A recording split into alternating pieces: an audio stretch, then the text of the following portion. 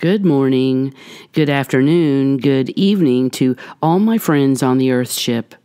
Welcome to my little sacred space of time every Sunday that I reserve for this discussion of being the alchemist of your own life. I'm Cindy Carter, an intuitive, an artist, an energy healer, and a spirit consultant. This series of alchemy podcasts that I put together is kind of a place each week to gather, like in a quiet space, to make a sacred 30 minutes of time for yourself to delve into this progressive building of information. It will allow you to see your role as the Master Alchemist. That's what I'm attempting to do each week. So you can see yourself as the director of the life that you witness of yourself, because you are in control as a sovereign being on this earth. And this is your weekly reminder of that. I hope you choose it as sacred. So the last podcast, we talked about hidden alchemy and all the symbology and the references and the thought forms that are other than yours. Not an original thought of yours, but all these subliminal messages in everything that you do or see or hear, and all the societal influences and government control systems like education and religion. Even the industrialized nation was a control system. These symbols and these constructs, they actually collect a consciousness in a geometric form. It creates like a collective consciousness. So it, in essence, is our unified consciousness that, is riddled with this hidden influence. And that's what I talked about last podcast in hidden alchemy. So now that kind of naturally brings me to the place of now that you're seeing all these things and they don't match your idea of life, there's something missing in all of this. What's missing? What's the missing link?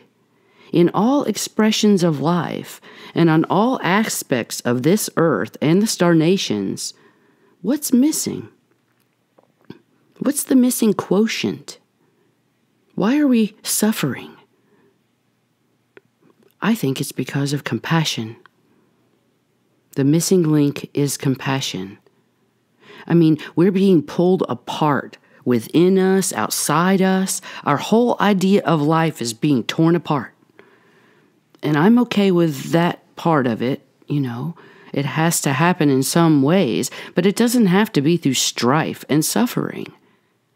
See, progression of a humanity is striving towards wholeness, and this includes the missing link. That's why it's waiting for it to be unearthed on this earth now. Some people call that Jesus returns. It's an energy field. It's compassion. It's compassionate nature to be aware of oneself in all dimensions. So the missing link of civilization, so that we don't become extinct by killing ourselves, the thing that we will do is save humanity through compassion. You save yourself. You save each other. 3, through self-love and compassion, you get the ability to see and feel and process the emotional and mental and physical pain of another person or the pain in yourself. And you do that with a full forgiveness and understanding. That's a harmonious self-love and compassion. I'll say it again. It's harmony to be able to have the ability to see, the ability to feel, and the ability to process the emotional and mental and physical pain of another person or of yourself through forgiveness and understanding. You see, this is alchemy. But first, let's look at the basic alchemy of compassion. The modern definition of compassion is really lacking a direct truth. It's like no one is saying it. No dictionary is saying it, and I think it's on purpose. It's to keep a humanity away from its origin. I believe it's a cellular consciousness that's been masked and hidden from a humanity that's on its rise to glory. The cellular consciousness of compassion, it was masked with the idea of empathy, which is the observation of another person's pain without the ability to process it. Compassion in the dictionary says it's pity and sympathy and empathy. And then it goes into saying care or concern, sensitivity and love and tenderness, mercy, leniency, tolerance, kindness, humanity, charity. All of those things encompass compassion. It's your ability to process that becomes a universal view. So compassion needs to be seen as or from a universal view, from the highest form of your being. Or it becomes a trap to enslave you in another person's pain by accepting another being's pain. Of course, it's been given to us in society, some of it's called martyrdom, to accept the pain of another. Some of it, call it humbleness and worthiness to just, be in pain. Makes you, somewhat chosen. This is a falsity. It makes no sense to me. It's like, okay, I'm getting a vision of a guy, like, "Hi, Joe, how you doing today? Life sucks. My tire blew out and, my wife is pissed off at me. And why the hell are you so happy anyway? Are you so privileged that you have no problems in the world?" Whoa. So, that never happened, actually. I just made that up. But it happens every day. You just walk up and say something to someone and they, unleash it. So what if you were to walk away from this exchange? Instead of being hurt. And what if you were personally hurt by it, by what he said or what he's feeling? He's feeling sad. Are you feeling sad for him because of his tire situation? Are you all into now wondering what he did to his wife or why his wife is upset? Why does life suck? And then are you going to agree with him? It's natural for humans to just shake their head yes and start to be in agreement. It's called a trance. We've been so conditioned to that. It's a great way to take on pain from another. You see, that's why I believe empathy was corrupted. Corruption happens in even the grid of compassion, the consciousness of compassion. It was corrupted at some point, masked and missing from our wholeness. But you see, it's always there. The missing link is that there is a link. There is a way there. You don't have to accept the pain of Joe, whether it was a conscious decision to do it or not. It was a projection of his pain. And I made up that exchange to show you how easily it is that you can allow someone to throw their pain onto you. And it's, not virtuous to sit and take it. Empathy would take the pain of this exchange and allow it to dampen the spirit, to dampen the happiness. And I'm just going to call that self-sabotage now. If you're responsible for what happens in and of and around you, then the choice to accept what they threw your way is your choice, once you become aware of it. See, the compassionate being would possibly just walk away. The compassionate being might see that Joe is in a lot of pain today. As I stand there and witness him talking words out of his mouth, I offer him kindness and understanding in the wake of his emotional crisis. That's compassion. Now, where does the highest value of compassion come from? This is where we take compassion to a place of energy. And in that moment, we have so much compassion for ourselves and so much kindness offered to ourselves that we create a boundary. A really hard and fast, loving boundary. Through, offering loving understanding with this boundary, it's called self-perseverance. It's knowing that you are divine. It's knowing that you are a stable foundation of wisdom and responsibility, and it allows you to set a loving boundary for the life known as you. So you could witness the anger of Joe. Offer some support, possibly. No matter how ugly he might get, no matter how the speech might deteriorate, but the choice is right there. If it's not going to rise in the matter of awareness, or what's happening turns into a violent exchange of words, or you become uneasy with the energy, or there's a knowing that this is going to go somewhere ugly, then there's no excuses.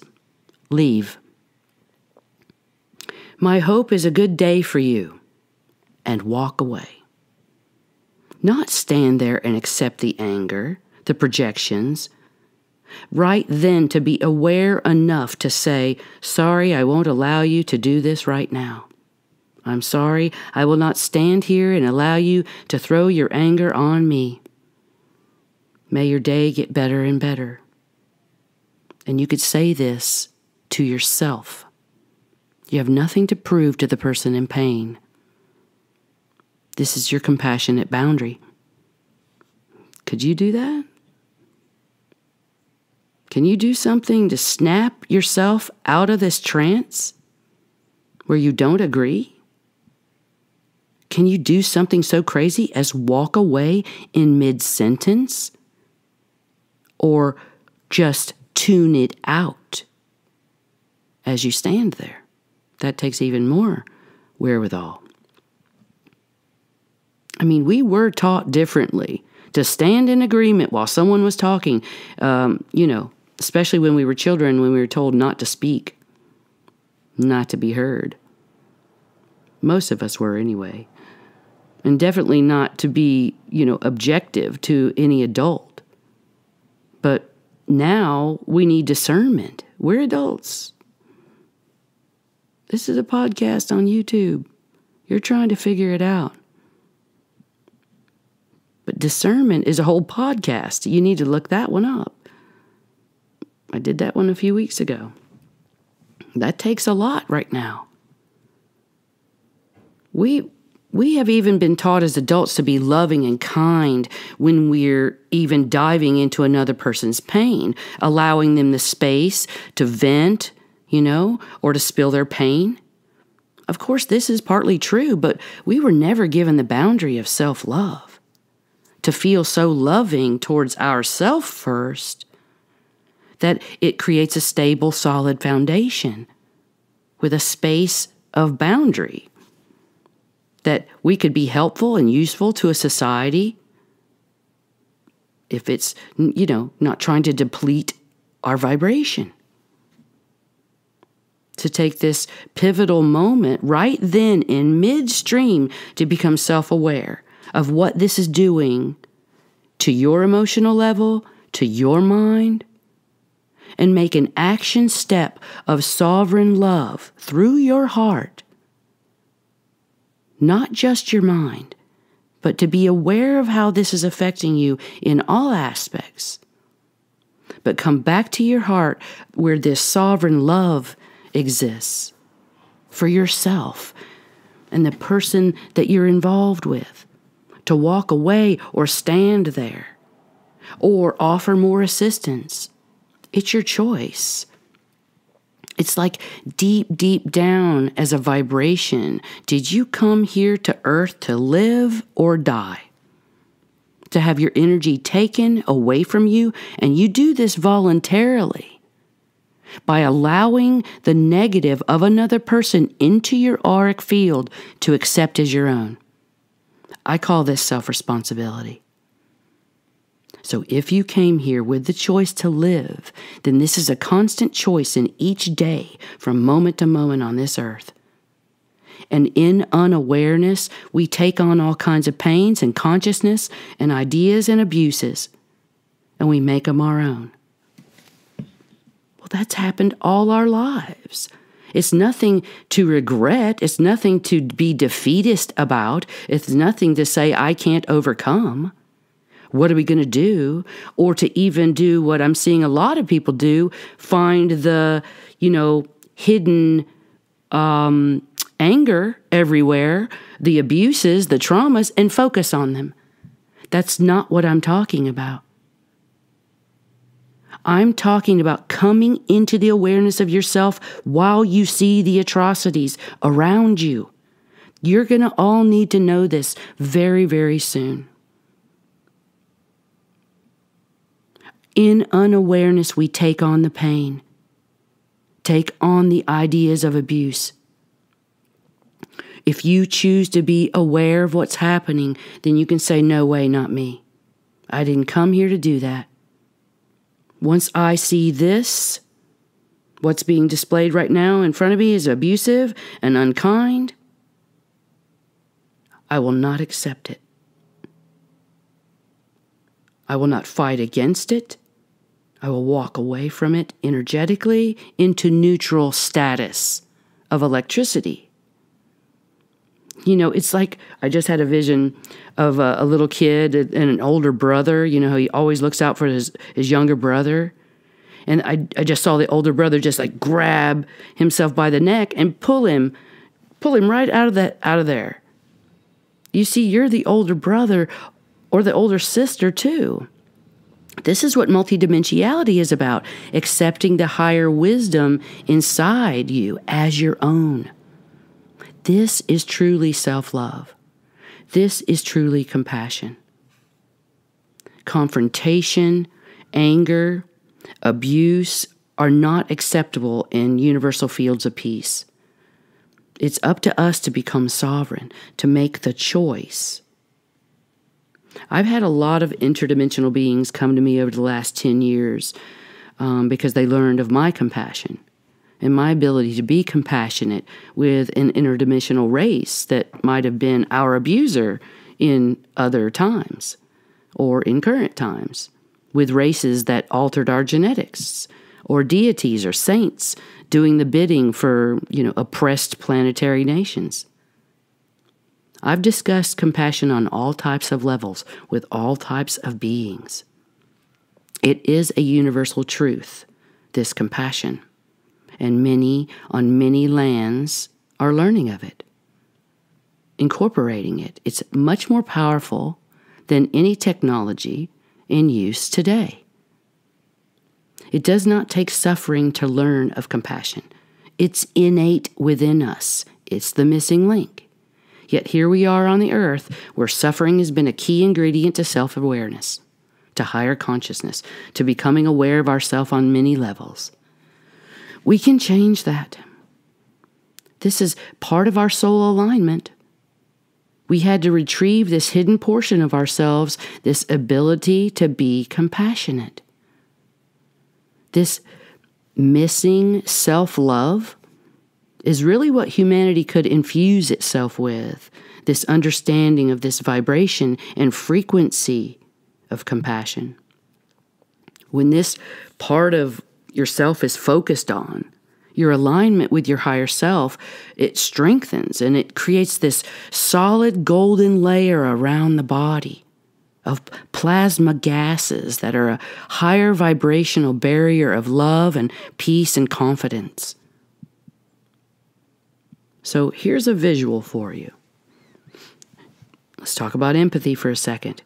Empathy is where you take on other people's pain like you are a sponge, just sucking in their pain, like walking along and absorbing all the nasty smells, ideas, beliefs, words, sounds, and pain, bringing it all inside of you. Ew. Ew. So let's talk about compassion. The reflector, like a sun reflector, silver, light, bright, just reflecting out this love, stability, and wisdom. Standing in a strong foundation, ready to give support, peace, and love through a very firm authority. So it's kind of up to you to be the sponge or the reflector. To know you're being the sponge is self-awareness. And I have lots of podcasts on that. You can see these podcasts, they kind of build upon the understanding incrementally, piece by piece. And today I'm telling you of the missing piece, this ability to love yourself so much that you can display and offer compassion to yourself and others. Putting yourself first. It builds the foundation of peace from which to operate. Believe me, I talk to a lot of people that have depleted their energy systems by giving their energy to too many other people and not to themselves first. It's not virtuous. It's energy depleting. It's choosing death, not life. So now I'm asking a lot here right now. It's asking a lot of you here during the holidays and Christmas and Hanukkah and whatever religious construct you want to give it during this time of coming together with your families. It's a lot to ask to be the reflector. So, don't let Aunt Ida make you feel bad about yourself. See it for what it is. Aunt Ida is unhappy with herself. So stand there with her as she spouts out her unhappiness and don't accept it as your own. You know who you are, this reflector of peace, this reflector of love. You're not the undeserving, the unacknowledged, the unforgiven when you have compassion for yourself, when you have compassion for Aunt Ida. You no longer wait on others to make you feel good or make you feel bad, for that matter. Knowing how compassionate you can be is very interesting for you to explore. I mean, there's a lot of really sensitive people out here, and I'm not saying this like you're very, they think they're special, a lot of them, because they're so sensitive. They're so highly intuitive. And, they have this right, they feel, to be scared to go in public because they are so sensitive. But I'm telling you, it's up to you. It's self-responsibility of your own energy field to stand in a foundation where no one or no thing bothers you. This is your work, not the crazy people around you. With boundaries, though. I'm not asking you to go and get yelled at. I'm saying go in public. You can go to Walmart. Yeah, I know. It's just an example because, it is a prolifera of human and non-human activities. But it's a good testing ground to become the observer, to see and witness the pain and weird emotional status of these humans and non-humans. You could see it and be with it in compassion. And just say to yourself, okay, I'm separate from this display, but I can understand the pain or the happiness that I'm seeing. And I certainly understand the process through which I am witnessing, through loving kindness. To not judge what I'm seeing, to not take it in as weird, rude, blatant. People are there to steal souls, but you could observe it. Set boundaries and move on. It seems quite simple in essence, but you can try it when someone's raging on you to remain calm. This is, to become aware of yourself and your wholeness, of all the portions of you that are capable and willing to be compassionate and understanding. And understand the person in front of you that's so mind-controlled, so demonized by a system that their soul is a mere reflection of them. And only the pain remains. Remember, people who abuse have been abused. But deep down, through the eyes of compassion, you could see this person's soul. You could see their heart and see their choices. And in self-love, have your own choice. This ability to reflect instead of absorb is a science. It's a science of alchemy of spirit and Christ consciousness, to be aware of itself as a reflection of divine. It's building the plasma gases around, which are consciousness, around the body that hold a pure vibration and pure awareness of consciousness, and simultaneously allowing a magnetic draw from the heart to align and solidify this compassion as consciousness within the body systems is how someone can be free of taking on another person's pain. In other words, choosing to be the reflector with a loving heart, not a sponge with your loving heart.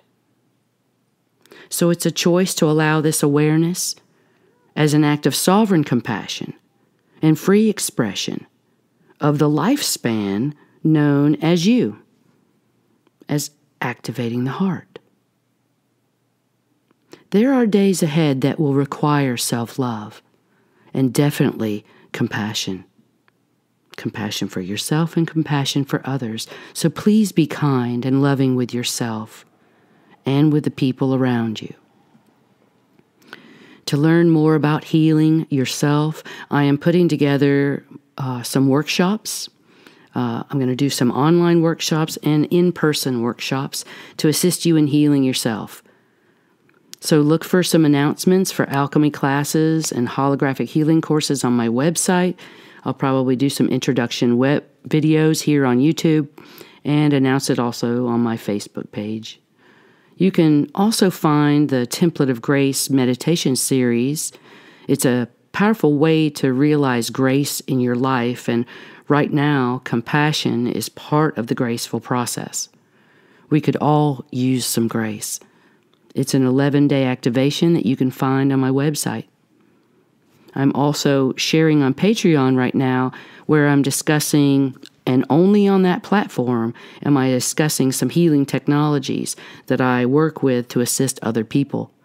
I'll be having some alchemy conference calls there also, so come find me there. I have some exciting things coming up in January. The universe is watching our levels of compassion. Remember this.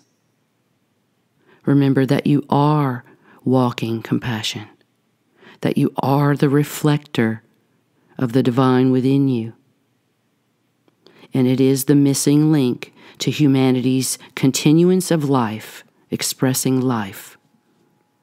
Will you assist? Many blessings.